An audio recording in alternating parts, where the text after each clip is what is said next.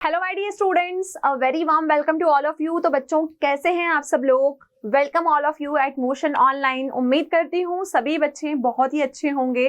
तो बच्चों, मैं हूँ आपकी रसायन विज्ञान की अध्यापिका क्रीना और हम फिजिकल केमिस्ट्री में पढ़ रहे हैं हमारा एनसीईआरटी का चैप्टर नंबर 5 जिसका नाम है सरफेस केमिस्ट्री। हिंदी में मैं बोलूंगी तो इसको मैं पृष्ठ रसायन बोलूंगी। ओके, पृष्ठ रसायन में कितने लेक्चर्स कर चुके हैं हम?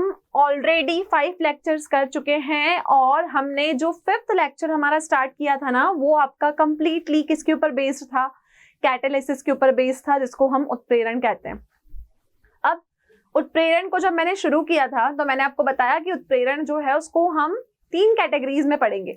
पहला होगा आपका टाइप की बात करूं तो टाइप के हिसाब से ये 4 है, लेकिन अभी मैं एक टॉपिक की चर्चा पहले कर चुकी हूं कि समांगी और विषमांगी उत्प्रेरण क्या होता है। ये थी इसकी पहली 2 कैटेगरियां। आज हम अगली 2 कड़ियों को जोड़ते हुए इस कैटालिसिस को कंप्लीट करेंगे, इस उत्प्रेरण को कंप्लीट करेंगे और टॉपिक का नाम है जियोलाइटों का आकार वर्णनात्मक उत्प्रेरण एवं एंजाइम उत्प्रेरण। ठीक है, ये आपके आज के टॉपिक का नाम है। अब बच्चों, सबसे इंपॉर्टेंट चीज आप ये देख के चलो कि कैटालिसिस जो होता है ना, जब मैं समांगी और विषमांगी की बात करती हूँ तो समांगी उत्प्रेरण आपका वो उत्प्रेरण था जिसमें आपके अभिक्रियक और उत्प्रेरक दोनों का जो स्टेट था ना वो सेम था। लेकिन विषमांगी में आपने देखा कि दोनों का स्टेट जो है वो सेम नहीं है। जब हम उत्प्रेरण की अभिक्रिया करवाते हैं तो उत्प्रेरक और अभिक्रियक दोनों की अवस्थाएं, दोनों की प्रवस्थाएं सेम नहीं होती। अब आज जो हम उत्प्रेरण शुरू करने वाले हैं उसका नाम है जियोलाइट का आकार वर्णनात्मक उत्प्रेरण, ठीक है, एवं एंजाइम उत्प्रेरण। इन 2 नए मुद्दों पे हम कैटालिसिस की चर्चा करेंगे। अब नाम क्या है? नाम है जियोलाइट का आकार वर्णनात्मक। इस बात का क्या मतलब हुआ? इस बात का मतलब हुआ shape selective catalysis by zeolites. Shape selective catalysis, ये हो गई इसकी तीसरी कैटेगरी, ठीक है। और एंजाइम उत्प्रेरण, ये हो गई कैटालिसिस की 4th कैटेगरी जिसका नाम है एंजाइम कैटालिसिस। हिंदी में बोलेंगे हम इसको एंजाइम उत्प्रेरण। सिर्फ इन्हीं दोनों टॉपिक्स पे आज हम चर्चा करेंगे और हमारा कैटालिसिस का टॉपिक जो है हम आज के लेक्चर में कंप्लीट करके नेक्स्ट लेक्चर में हम अपने 3rd टॉपिक की तरफ जाएंगे जो बिल्कुल एंटायरली एक न्यू टॉपिक होगा आप लोगों के लिए। वो होगा आपका कॉलॉइड। ठीक है, तो शुरू करते हैं कि जियोलाइट्स का आकार वर्णनात्मक। आकार वर्णनात्मक मतलब कि वो उसके आकार के हिसाब से कैसे उत्प्रेरण की अभिक्रिया करेगा, वो हम जियोलाइट के केस में देखते हैं। पर उससे पहले ही समझना जरूरी है कि जियोलाइट जो होते हैं वो आपके क्या होते हैं। तो बच्चों, हमारा आज का जो टॉपिक है वो है जियोलाइट का आकार वर्णनात्मक उत्प्रेरण। ओके, तो जियोलाइट जो है उनका आकार वर्णनात्मक उत्प्रेरण कैसे होता है, शेप सिलेक्शन के हिसाब से वो अपनी उत्प्रेरण की अभिक्रिया कैसे करते हैं। तो आप देखोगे वह उत्प्रेरकी अभिक्रिया जो उत्प्रेरक की रंध्र संरचना और अभिक्रियक और उत्पाद अणुओं के साइज पर निर्भर करती है, वो वर्णनात्मक उत्प्रेरण कहलाती है। इंपॉर्टेंट चीज, नाम है इसका आकार वर्णनात्मक। आकार वर्णनात्मक का मतलब समझते हो? आकार वर्णनात्मक का मतलब हुआ शेप सेलेक्टिव। तो यहां पर बच्चों इतनी सिंपल सी बात हमारे सामने है कि हम यहाँ पे नाम से ही ये समझ पा रहे हैं कि शेप सेलेक्टिव कैटालिसिस आपके वो उत्प्रेरण होंगे जहां पर आप उसके आकार की बात करोगे और जो आपका उत्प्रेरण होगा वो उत्प्रेरण क्या करेगा, आपका अभिक्रियक और उत्पाद जो है ना उनके आकार पर निर्भर करेगा कि उनका जो आकार है वो कैसा है। तो हम शेप सेलेक्टिव कैटालिसिस, आकार वर्णनात्मक उत्प्रेरण किसको कहेंगे? वह उत्प्रेरकी अभिक्रिया, मतलब वो कैटालिसिस रिएक्शन जिसमें अभिक्रियक और उत्पाद अणुओं के साइज पर निर्भर करती है। उत्प्रेरक की रंध्रता किस पर निर्भर करती है कि जो आपका रिएक्टेंट है और जो प्रोडक्ट है ना उसका साइज क्या है। अब मधुमक्खी जैसे संरचना के कारण जो आपका जियोलाइट होता है वो आपका आकार वर्णनात्मक उत्प्रेरक है। यहां पर जब हमने टॉपिक शुरू किया तो हमने यहाँ पे लिखा है जियोलाइट, ठीक है। अब ये जियोलाइट जो होता है, इसी को क्यों लिया? क्योंकि बच्चों ये आपका बहुत ही इंपॉर्टेंट शेप सेलेक्टिव कैटलिस्ट है। ये जियोलाइट क्या है? ये आपका शेप सेलेक्टिव कैटलिस्ट है। क्यों इसको हमने शेप सेलेक्टिव कैटलिस्ट बोला? क्योंकि जब आप इसके शेप की बात करोगे ना, आप इसके आकार की बात करोगे, तो आप इसका देखोगे, इसका आकार एकदम मधुमक्खी के छत्ते जैसा होता है। मधुमक्खी का छत्ता सभी ने देखा है, अलग अलग सेल्स, अलग अलग चैम्बर एक ही जैसे बने होते हैं मधुमक्खी के छत्ते में।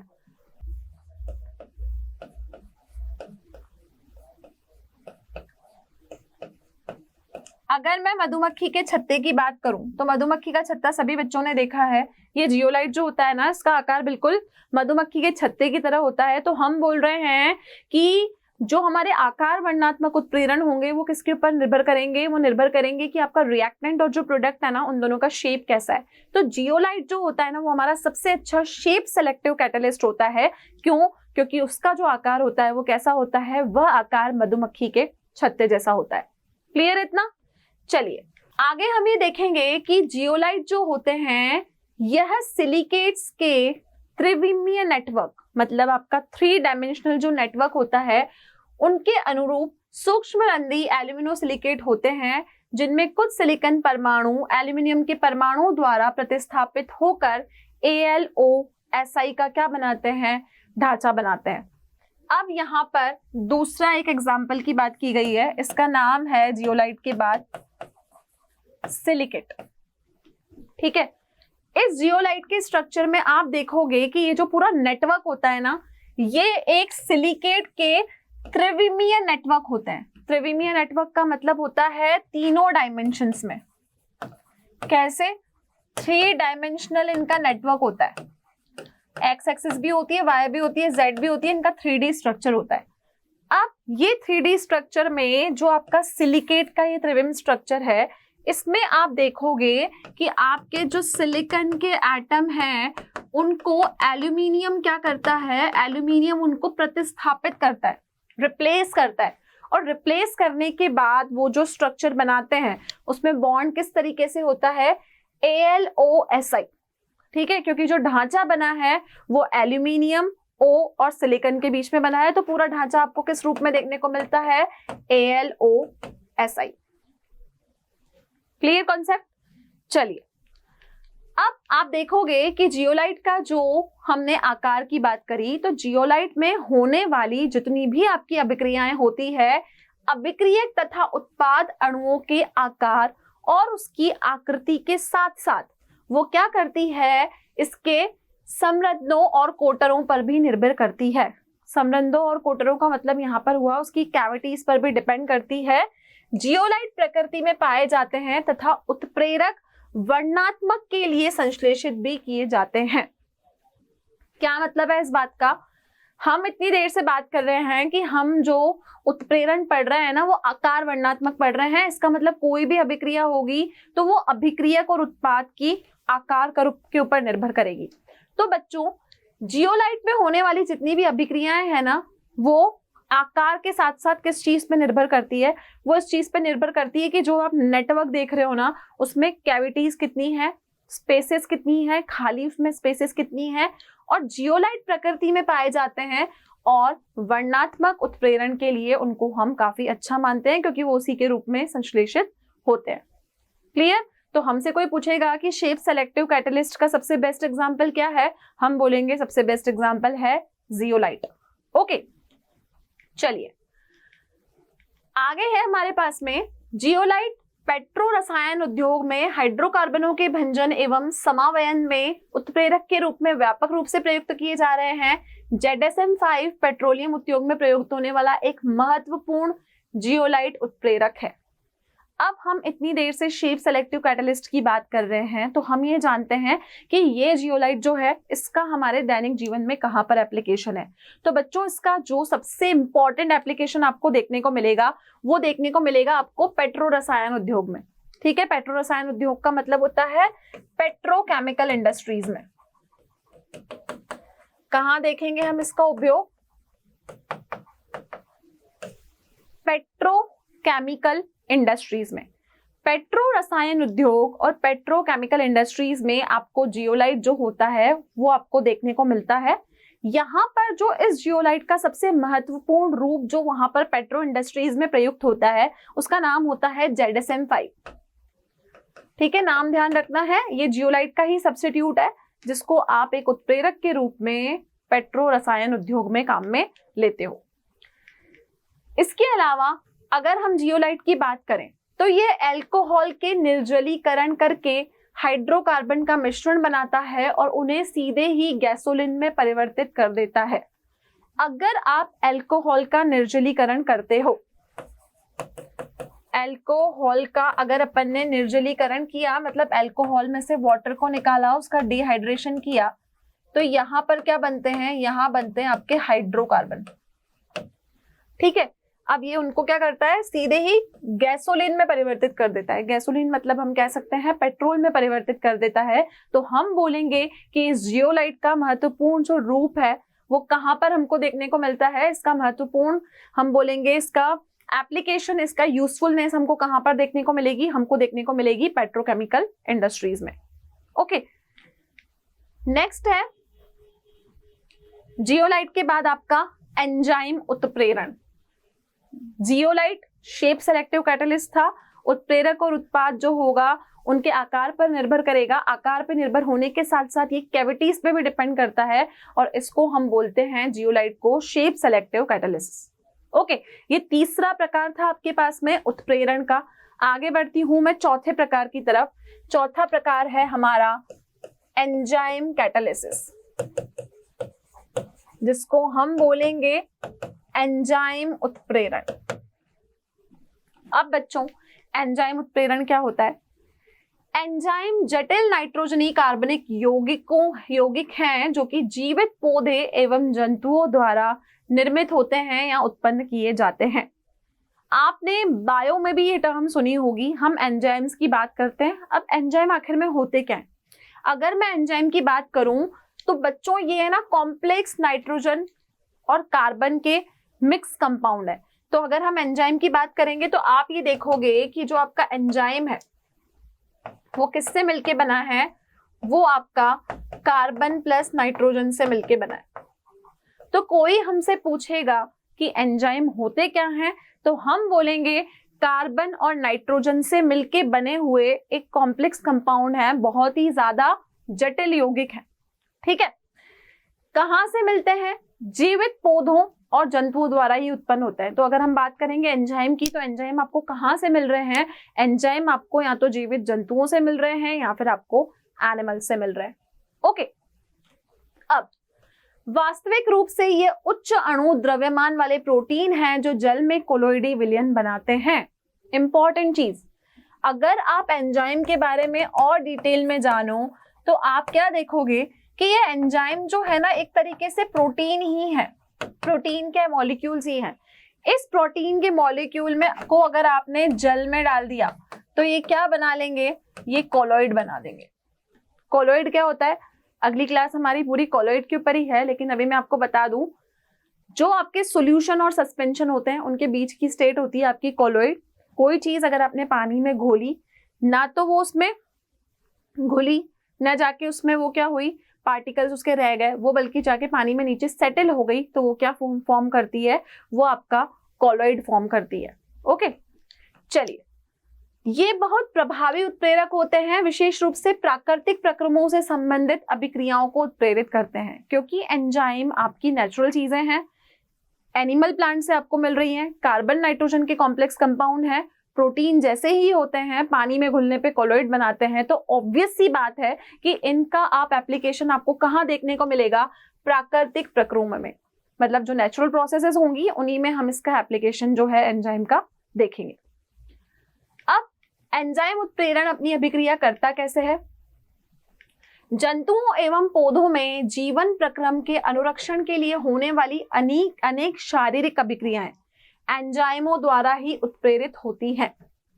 अगर आप किसी एनिमल की बात करो, किसी जंतु की बात करो या किसी पौधे की बात करो, अगर बच्चों इनके अंदर कोई भी प्रक्रिया हो रही है तो इनके अंदर जितनी भी शारीरिक अभिक्रियाएं होगी ना उनको कौन उत्प्रेरित करेगा? उनको एंजाइम ही उत्प्रेरित करेगा। एंजाइमों के लिए जैव रासायनिक उत्प्रेरक शब्द का प्रयोग होता है और इस परिघटना को जैव रासायनिक उत्प्रेरण कहते हैं। जैव रासायनिक का क्या मतलब हुआ? एंजाइम आपके बायोकेमिकल कैटालिसिस है। ठीक है, कैसे कैटालिस्ट है? इनको हम बोलेंगे, ये होते हैं बच्चों बायोकेमिकल कैटालिस्ट। क्या नाम दिया इनको? बायोकेमिकल कैटालिस्ट, जैव रासायनिक उत्प्रेरण। क्यों? क्योंकि ये एंजाइम आपके जीवित कोशिकाओं से परिशुद्ध क्रिस्टलीय अवस्था में प्राप्त किए गए प्रयोगशाला में पहला एंजाइम 1969 में अनुसंश्लेषित किया गया था। ठीक है, ये जो आपका एंजाइम कैटालिस्ट है ये कहाँ पाया जाता है? हमेशा जीवित कोशिकाओं में पाया जाता है। और किस रूप में पाया जाता है? हमेशा क्रिस्टल स्टेट में पाया जाता है। पहला जो लैब में एंजाइम कैटालिसिस संश्लेषित किया था वो कब किया गया?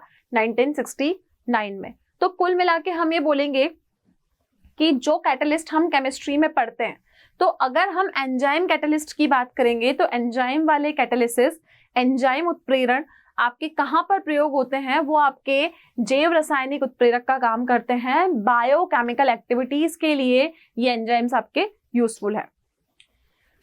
एंजाइम उत्प्रेरित अभिक्रियाओं के कुछ उदाहरण यहाँ पर आपको दिए गए हैं कि हम उत्प्रेरण की बात कर रहे हैं और हम बायोकेमिकल कैटालिसिस की बात कर रहे हैं, तो एंजाइम जो है वो हमारे जैव रासायनिक उत्प्रेरण में काम में आते हैं। तो हम यहाँ पर कुछ एग्जांपल्स हमको गिवन है जिससे हमें पता चलेगा कि इनका कहाँ पर यूज है। तो देखो, पहला यूज है इसका इक्षु शर्करा के प्रतिलोमन में। सुक्रोज, इक्षु शर्करा, सुक्रोज, सुक्रोज आपकी शुगर होती है। इन्वर्टेज एंजाइम इक्षु शर्करा को ग्लूकोज एवं फ्रक्टोज में परिवर्तित करता है। अगर आपको, मैंने एक चैप्टर पढ़ाया था ऑर्गेनिक केमिस्ट्री में जिसका नाम था बायोमॉलिक्यूल्स, जैव अणु, वहां पर मैंने आपको बताया था कि अगर आप सुक्रोज शुगर को का प्रतिलोमन करते हो, ठीक है, सुक्रोज शुगर का प्रतिलोमन करने के बाद अगर आपको डिवीजन के बाद दो तरीके की शुगर्स मिलती है, एक मिलता है आपको ग्लूकोज, एक मिलता है आपको फ्रक्टोज। ग्लूकोज और फ्रक्टोज 2 यूनिट मिलती है, फॉर्मूला दोनों का सेम है, लेकिन ये अभिक्रिया जिस एंजाइम की उपस्थिति में होती है उस एंजाइम का नाम होता है इन्वर्टेज। क्या नाम होता है? इन्वर्टेज। ये इन्वर्टेज जो है ये आपका एंजाइम कैटालिस्ट ही है, क्योंकि ये आपको कहां से मिला है? ये आपको जीवित पौधों और जीव जंतुओं की कोशिकाओं में से मिला है। तो हम इसको इन्वर्टेज को क्या बोलेंगे कि ये इन्वर्टेज हमारा कैसा एंजाइम है?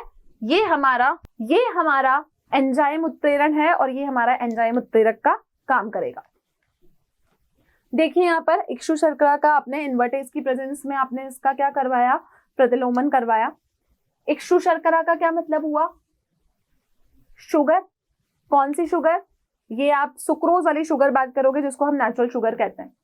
C12H22O11, ठीक है, C12H22O11 आपका शुगर का फॉर्मूला होता है। वाटर की प्रेजेंस में यहाँ पर कौन सा एंजाइम लिया मैंने? इन्वर्टेज लिया, तो ये 2 यूनिट्स देगा, C6H12O6, C6H12O6, ठीक है। ये C6H12O6 दोनों यूनिट सेम होती है, एक का नाम होता है ग्लूकोज, एक का नाम होता है आपका फ्रक्टोज। क्लियर? चलिए दूसरे उदाहरण की तरफ बढ़ते हैं कि एंजाइम उत्प्रेरण का हमारे दैनिक जीवन में दूसरा कौन सा उदाहरण है? ये उदाहरण है ग्लूकोज का एथिल अल्कोहल में परिवर्तन। अभी आप देखो जितने भी उदाहरण हम कर रहे हैं हम इसमें सिर्फ ग्लूकोज और शुगर की चर्चा कर रहे हैं, तो सारी जो एक्टिविटीज हैं वो सब बायोकेमिकल एक्टिविटीज हैं, हमारी जैव रासायनिक अध्याय से जुड़ी हुई हैं। तो अगर आपको ग्लूकोज को इथाइल अल्कोहल बनाना है तो ये जिसकी प्रेजेंस में होता है ना, उस एंजाइम का नाम है शाइमेज। हिंदी में शाइमेज लिख रहे हैं हम, इंग्लिश में इसको जाइमेज लिखेंगे। यहां पर ये इसको अल्कोहल और कार्बन डाइऑक्साइड में परिवर्तित कर देता है। देखो अभिक्रिया, हमने क्या बोला? शाइमेज नहीं, इसका नाम है जाइमेज। हिंदी में इसको आप जाइमेज ही लिखोगे। करना क्या है? आपको लेना है ग्लूकोज, ठीक है। ग्लूकोज का फॉर्मूला C6H12O6 होता है, ये ग्लूकोज आपका यहाँ मेंशन है। ग्लूकोज को किस में परिवर्तित करना है, इथाइल अल्कोहल। तो ये हुआ आपका एथिल अल्कोहल, प्लस साथ में ये क्या देगा, ये आपको देगा कार्बन डाइऑक्साइड। ठीक है, इथाइल अल्कोहल का फॉर्मूला होता है C2H5OH। ये आप अभी तक समझ चुके हो क्योंकि ऑर्गेनिक केमिस्ट्री हम पूरी कंप्लीट कर चुके हैं। तो बच्चों, ग्लूकोज को अगर आपको एथिल अल्कोहल और कार्बन डाइऑक्साइड में परिवर्तित करना है तो ये भी एक एंजाइम की उपस्थिति में होगा, और उस एंजाइम का नाम क्या होगा, उस एंजाइम उत्प्रेरक का हमारा नाम होगा जाइमेस। पहले मैंने नाम लिया था इन्वर्टेज, अब मैं बोल रही हूँ जाइमेस। तो ये किसकी उपस्थिति में होगा, जाइमेस की उपस्थिति में होगा। और ये जाइमेस क्या होता है, ये होता है आपका एंजाइम कैटलिस्ट। क्या होता है ये आपका होता है एंजाइम कैटलिस्ट। क्लियर है इतना? चलिए आगे बढ़ते हैं हम तीसरे उदाहरण की तरफ। स्टार्च को माल्टोज में परिवर्तित करना है। अगर आपको स्टार्च को माल्टोज में परिवर्तित करना है तो वो होता है डायस्टेज की उपस्थिति में। ये स्टार्च को माल्टोज में परिवर्तित कर देता है। स्टार्च का फॉर्मूला होता है आपका C6H10O5 की डबल यूनिट्स हमने यहाँ पर ली है। ये स्टार्च होता है। क्या करना है इसको, डायस्टेज की उपस्थिति में किस में परिवर्तित करना है, माल्टोज में। माल्टोज का फॉर्मूला वही जो आपका सुक्रोज का होता है C12H22O11। तो ये जो डायस्टेज है ये भी क्या है, डायस्टेज आपकी एंजाइम कैटलिस्ट है, एंजाइम उत्प्रेरक है, और ये पूरी अभिक्रिया किसमें होगी, एंजाइम उत्प्रेरण में होगी। क्लियर? तो ये था बच्चों आपके एंजाइम उत्प्रेरण का तीसरा एग्जाम्पल। चौथा एग्जाम्पल देखिए, माल्टोज को ग्लूकोज में परिवर्तित करना है। तो माल्टोज को ग्लूकोज में करना है तो एंजाइम का नाम उससे मिलता जुलता है, माल्टोज से ग्लूकोज बनाना है। माल्टोज का फॉर्मूला C12H22O11। ग्लूकोज बनाना है C6H12O6। किस एंजाइम की उपस्थिति में होगा, माल्टेज की उपस्थिति में होगा। और ये जो माल्टेज है ये और कुछ नहीं, ये हमारा क्या है, ये हमारा एंजाइम कैटलिस्ट है। क्योंकि हम टॉपिक ही क्या पढ़ रहे हैं, टॉपिक हम पढ़ रहे हैं एंजाइम उत्प्रेरण। तो इस एंजाइम उत्प्रेरण में हमको सारे उन्हीं एंजाइम्स की चर्चा करनी है जो सारे ग्लूकोज और शुगर्स को आपस में कन्वर्ट करने का काम करेंगे।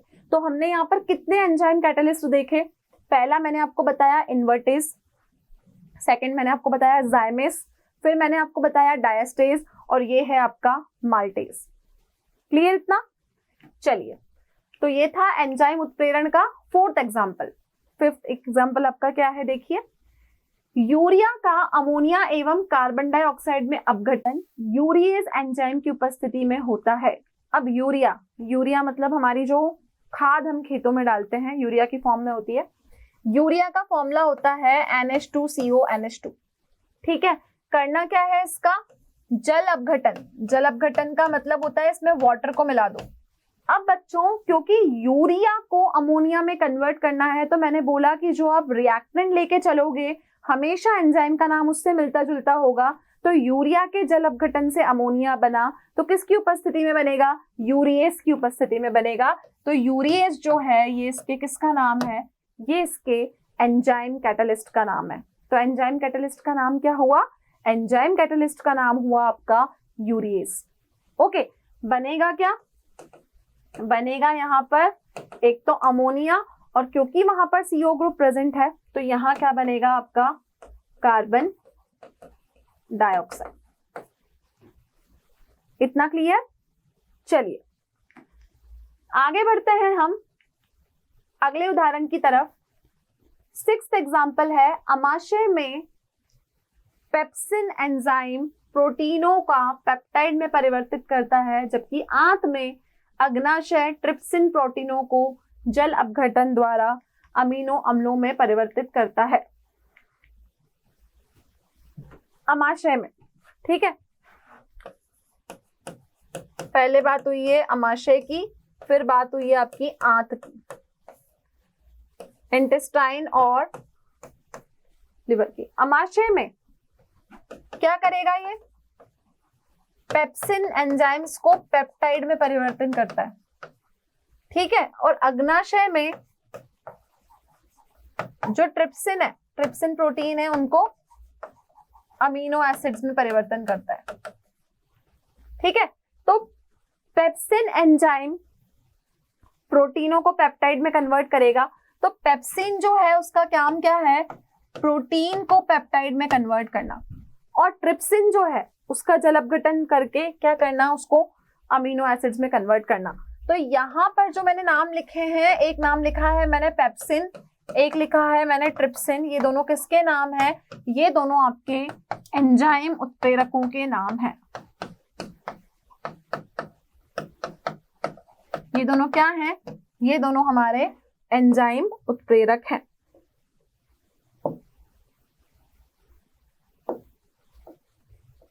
क्या नाम है, ये एंजाइम उत्प्रेरक हैं दोनों, पेप्सिन और ट्रिप्सिन। एक आपका आमाशय में प्रोटीन को पेप्टाइड्स में कन्वर्ट करता है, दूसरा उसको अमीनो एसिड्स में कन्वर्ट करता है, अमीनो अम्ल में परिवर्तित करता है।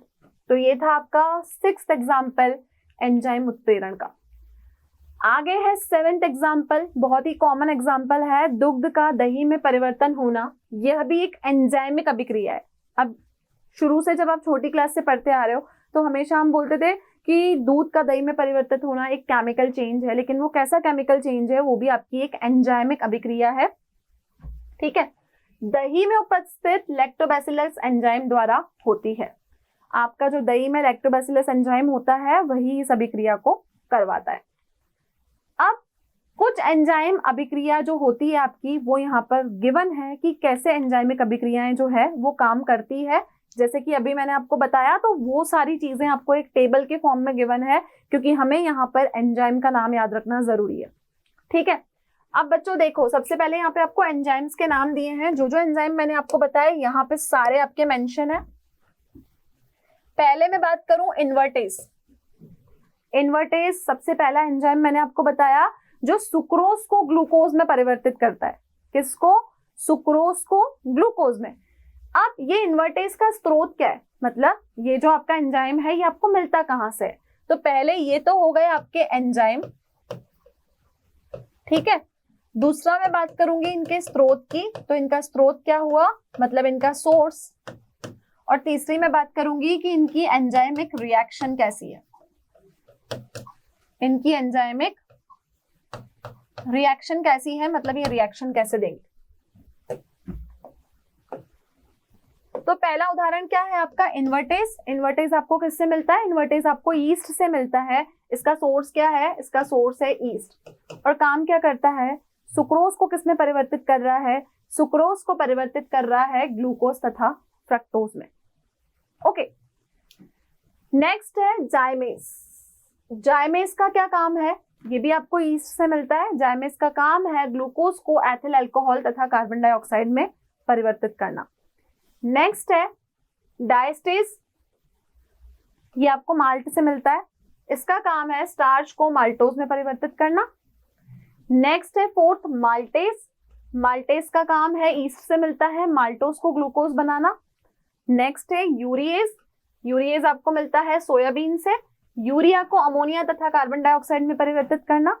नेक्स्ट है आपका पेप्सिन, कहां पर जनरेट होता है, स्रोत है इसका अमाशय, ठीक है। और ये प्रोटीन को किसमें कन्वर्ट करेगा, अमीनो अम्लों में, ठीक है।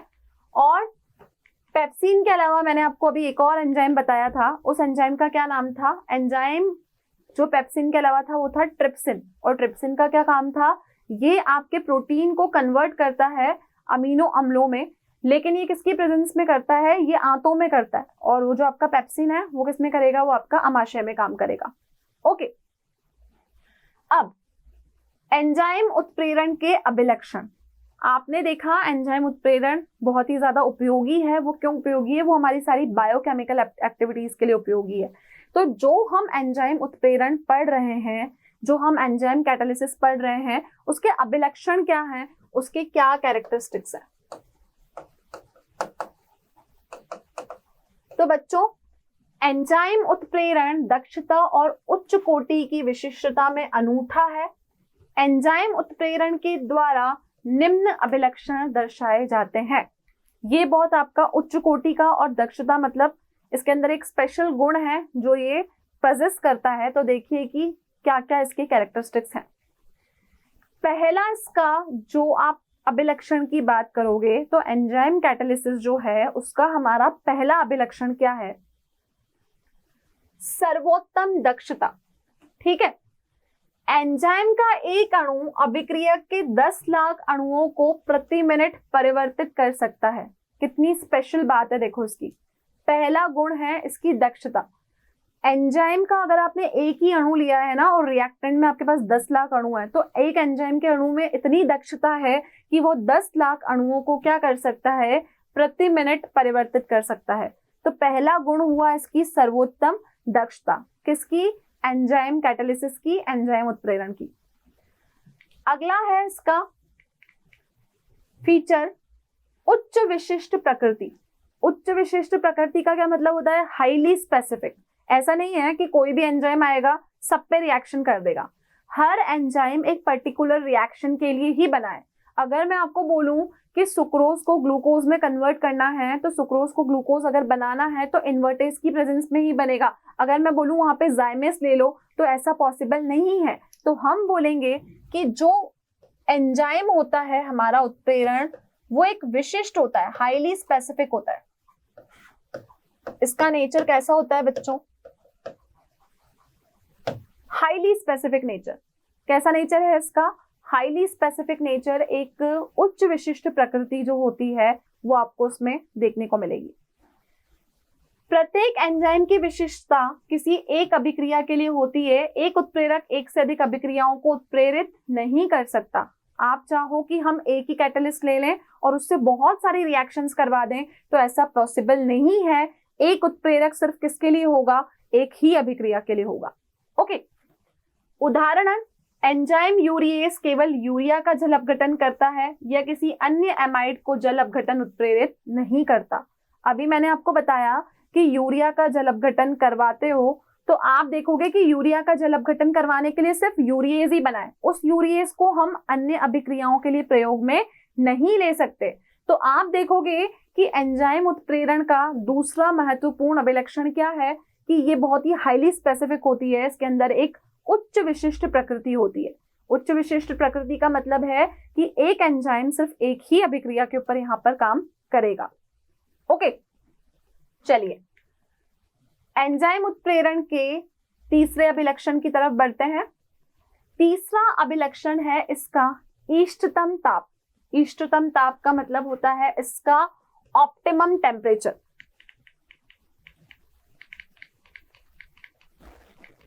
ठीक है, अब ऑप्टिमम टेम्परेचर जो है ये ऑप्टिमम टेम्परेचर पर ही सबसे ज्यादा सक्रिय होते हैं। एंजाइम उत्प्रेरित अभिक्रिया की दर एक निश्चित ताप पर, जिसे इष्टतम ताप कहते हैं, उस पर अधिकतम होती है। अनुकूल इष्टतम ताप को किसी भी और एंजाइम की सक्रियता घट जाती है। एंजाइम सक्रियता का इष्टतम ताप परास 298 से 210 केल्विन होता है। मानव शरीर का ताप 310 तक होने के कारण यह एंजाइम उत्प्रेरित अभिक्रियाओं के लिए उपयुक्त होता है। जब आप एंजाइम उत्प्रेरित अभिक्रिया करवाते हो तो वो एक निश्चित तापमान पर ही होती है। ठीक है, वह एक निश्चित तापमान, उस निश्चित तापमान को हम कहते हैं इष्टतम ताप। इष्टतम ताप का मतलब हुआ ऑप्टिमम टेम्परेचर।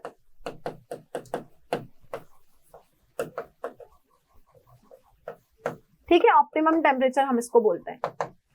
अब जब एंजाइम कैटालिसिस रिएक्शन आप करवाते हो तो एक ऑप्टिमम टेम्परेचर जो इसका फाउंड हुआ वो क्या हुआ? वो मिला आपको 298 से लेके 210 केल्विन।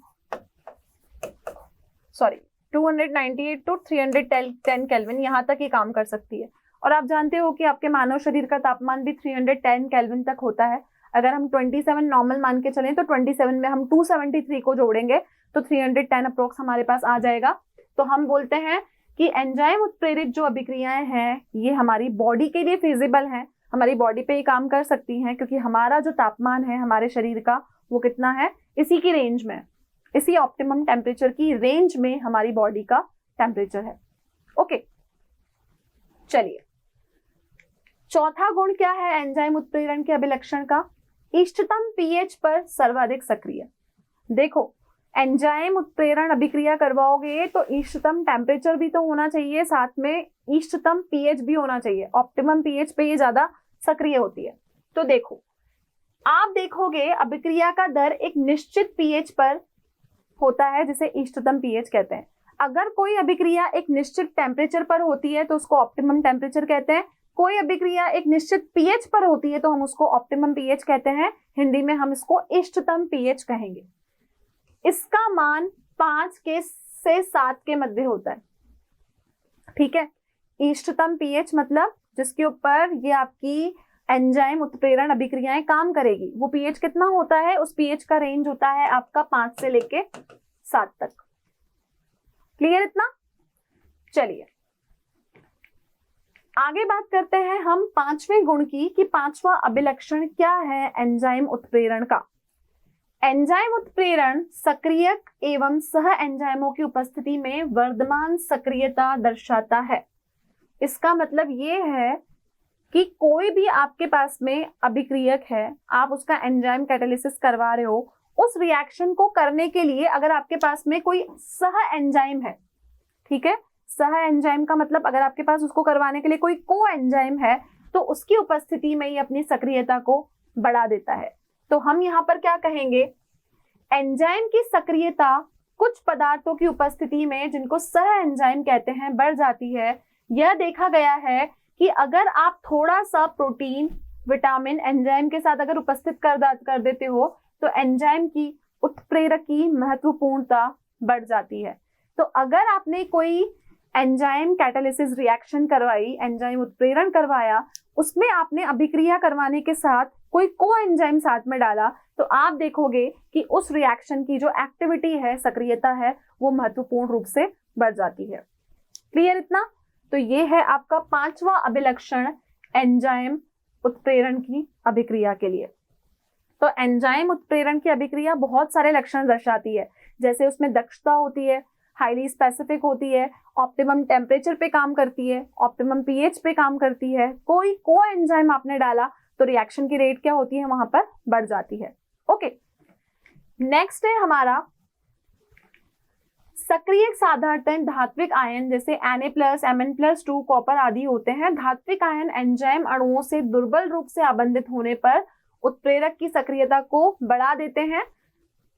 एमाइलेज सोडियम क्लोराइड की उपस्थिति में जैसे कि यह सक्रिय हो जाता है। देखो क्या बोला है उदाहरण, कि आपने कोई भी अभिक्रिया करवाई, उसमें आपके पास में अमाइलेज सोडियम क्लोराइड है,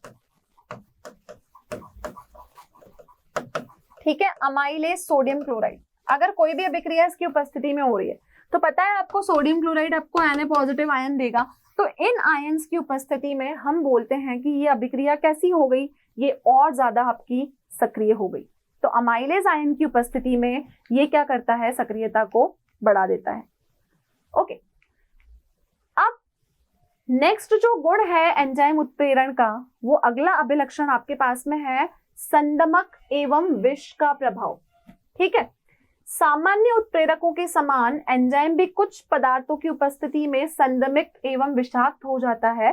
संदमिक अथवा विषाक्त विष एंजाइम की सतह पर उपस्थित सक्रिय क्रियात्मक समूहों की अन्योन क्रिया करके एंजाइम के उत्प्रेरक की सक्रियता को कम कर देता है। आपने देखा है कि जब भी आप कोई कैटालिसिस रिएक्शन करवाते हो तो कुछ तो ऐसे होते हैं जो रिएक्शन की रेट को बढ़ा देते हैं, और कुछ होते हैं कैटालाइटिक पॉइजन जिनको हम विष बोलते हैं। वो विष आपका संदमक का काम करता है, जो इनहिबिटर का काम करता है। इनको हम कैटालिटिक इनहिबिटर भी बोलते हैं, जिसने क्या करा, रिएक्शन की रेट को कम कर दिया। तो अगर इनकी उपस्थिति हो गई तो वहां आप देखोगे कि रिएक्शन की जो आपकी रेट है वो कम हो जाएगी। शरीर में कई औषधों का प्रभाव उनके एंजाइम को कम कर देता है। शरीर में कई एंजाइम संदमक से भी संबंधित होता है। तो हमारी बॉडी में बहुत सारी एंजाइमिक एक्टिविटीज हम ऐसी देखते हैं जिसमें ये क्या करती है, संदमक या फिर विष का काम करती है। ओके, ये था इसका 6th कैरेक्टरिस्टिक। अगला है एंजाइम के कोलोइडी कणों की सतह पर बहुत सारे कोटर होते हैं। ये कोटर अभिलक्षणी आकृति के होते हैं और इनमें सक्रिय समूह जैसे NH2, OH आदि होते हैं। वास्तव में ये सतह पर उपस्थित सक्रिय केंद्र हैं जो अभिक्रियक के अणु परिपूरक आकृति होते हैं। इन कोटरों में एक ताले की चाबी की समान फिट होते हैं। सक्रिय समूहों की उपस्थिति में आप देखोगे जो आपकी एंजाइम की रिएक्शन है उसकी सक्रियता भी क्या होती है, बढ़ जाती है। लेकिन ये जो विघटित होकर क्या करता है, ये आपका उत्पाद बनाता है। क्या बोलने का तात्पर्य है यहाँ पर कि आप देखोगे कि कोई भी एंजाइम है उसकी सरफेस पे क्या होती है, बहुत सारी कोटर होता है। वो कैविटीज होने के कारण अगर कोई एक्टिव ग्रुप आया, एक्टिव ग्रुप हो गया जैसे NH2 हो गया, COOH हो गया, ये क्या करता है, इसकी सरफेस पे जाकर फिक्स हो जाता है। सरफेस की फिक्स होने पे ये कैसे काम करता है, उन कोटरों में जैसे वो खाली स्पेसेस हैं उसमें ये ताले और चाबी का काम करता है, वहां जाके फिक्स हो जाता है। और क्या करता है, ये आपको इनकी उपस्थिति में विघटित होकर हमको क्या देता है, उत्पाद देता है। ओके, तो इस प्रकार एंजाइम उत्प्रेरित अभिक्रियाओं को दो पदों में संपन्न होना माना जा सकता है। ये कैसे संपन्न होती है, देखो कोई भी एंजाइम आया उसकी रिएक्शन सबस्ट्रेट के साथ होगी। किस तरीके से होगी देखना, यहाँ पर डायग्राम में आपको बताया हुआ है। देखिए ये आपका कोई भी क्रियाधर है, क्रियाधर में एक खाली जगह है। खाली जगह कैसी है, जैसे हम बोलते हैं कि चाबी ताले में फिट हो गई, तो चाबी के लिए ताले में खाली स्थान होता है, वैसे ही एंजाइम सबस्ट्रेट काम करता है। दो स्टेप्स में इसका काम होता है। देखो कैसे, पहले पद में सक्रिय संकुल बनाने के लिए एंजाइम का सबस्ट्रेट के साथ आबंधन, मतलब एंजाइम E है, सबस्ट्रेट S है, ये दोनों रिएक्शन करके पहले क्या बनाते हैं, दोनों आबंध बना के ES बना लेते हैं। ठीक है, तो देखो ये आपकी सक्रिय सतह है। सक्रिय सतह का मतलब हो गया ये आपके पास में यहाँ पर एक्टिव साइट है।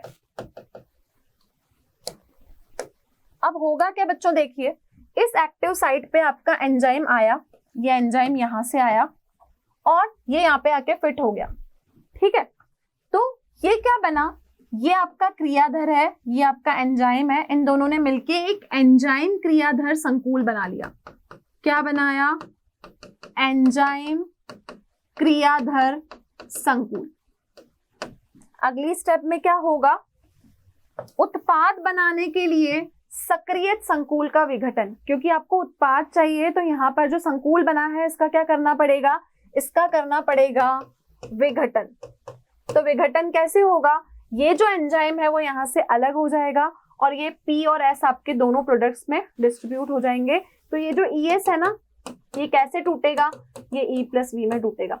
तो पहले तो E S के साथ जुड़ के ES बना लेगा, फिर E और P में टूट के आपको क्या दे देगा, उत्पाद बनाने के लिए ये विघटित हो जाएगा।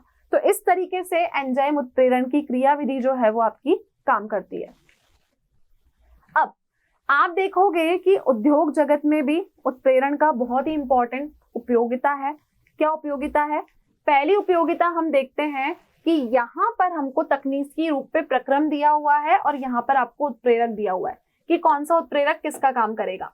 तो देखिएगा बच्चों, यहाँ पर ये हुआ आपका प्रक्रम और ये हुआ आपका उत्प्रेरक। मैंने आपको अमोनिया को बनाने के लिए हैबर का प्रोसेस बताया था कि N2 में जब 3H2 मिलता है तो वो आपको अमोनिया देता है। इस प्रोसेस को हम बोलते हैं हैबर्स प्रोसेस या फिर हम इसको बोलते हैं हैबर का परिक्रम। तो आप देखोगे कि जब ये प्रतिक्रिया आप करवाते हो ना, इस अभिक्रिया में आपको लोहा लेना पड़ता है, आयरन, किसकी प्रेजेंस में, मॉलिब्डेनम की प्रेजेंस में। दूसरा होता है आपका ओस्टवाल्ड प्रोसेस। ठीक है, ओस्टवाल्ड प्रोसेस में आप क्या करते हो, NO2 को बनाते हो, HNO3 को बनाते हो, नाइट्रिक अम्ल के उत्पादन के लिए प्रतिक्रिया होती है। इसमें आपको क्या लेना पड़ता है, प्लेटिनम एस्बेस्टोस।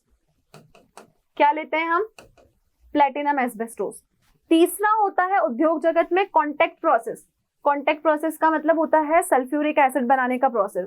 जब आप सल्फ्यूरिक एसिड बनाते हो तो यहाँ पर क्या लेना पड़ता है, V2O5।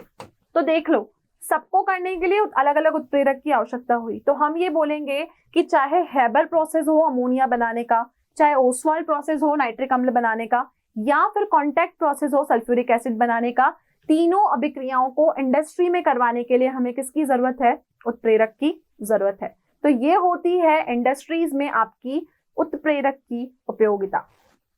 क्लियर है बच्चों? तो आज का हमारा लेक्चर जो था बेसिकली उत्प्रेरण के दो दूसरे प्रकारों पे था। समांगी विषमांगी हम पहले कंप्लीट कर चुके थे। आज के लेक्चर में हमने कौन सा कैटालिसिस पढ़ा, शेप सेलेक्टिव, जिसमें हमने जियोलाइट के द्वारा उसका आकार का वर्णीकरण पढ़ा, और उसके अलावा मैंने आपको एंजाइम कैटालिसिस बताया जो हमारी ह्यूमन बॉडी में हमारी बायोकेमिकल एक्टिविटीज के लिए जरूरी है। उसके अलावा हमने एंजाइम उत्प्रेरण के कुछ अभिलक्षण देखे, और उत्प्रेरकों का हमारे औद्योगिक जगत में कहाँ कहाँ पर उत्प्रेरकों का प्रयोग है वो हमने लास्ट टेबल में देखा। तो ये था हमारा आज का लेक्चर कंप्लीटली, जो उत्प्रेरणों की दूसरे प्रकारों से निर्भर था, और यहाँ पर हमने उत्प्रेरण वाले टॉपिक को कंप्लीट किया। तो बच्चों, इस टॉपिक से रिलेटेड आपको कोई भी क्वेश्चंस, कंटेंट या डीपीपी की रिक्वायरमेंट है तो आप डाउनलोड कर सकते हैं हमारा motion learning app. Next class में हम फिर मिलेंगे विथ फ्रेश न्यू टॉपिक जिसका नाम होगा कॉलोइड, और ये होगा हमारे चैप्टर का 3rd पार्ट। तो हमारे साथ कनेक्टेड रहिए। Thank you so much, have a great day. आशा करता हूं हमारे टॉप एजुकेटर का यह लेक्चर आपको पसंद आया होगा। अगर पसंद आया है तो वीडियो को लाइक करिए, चैनल को सब्सक्राइब करिए और शेयर भी करिए, क्योंकि ज्ञान बांटने से बढ़ता है और सही बताऊं तो पुण्य भी मिलता है। मुझे सुनने के लिए बहुत बहुत धन्यवाद। Thank you.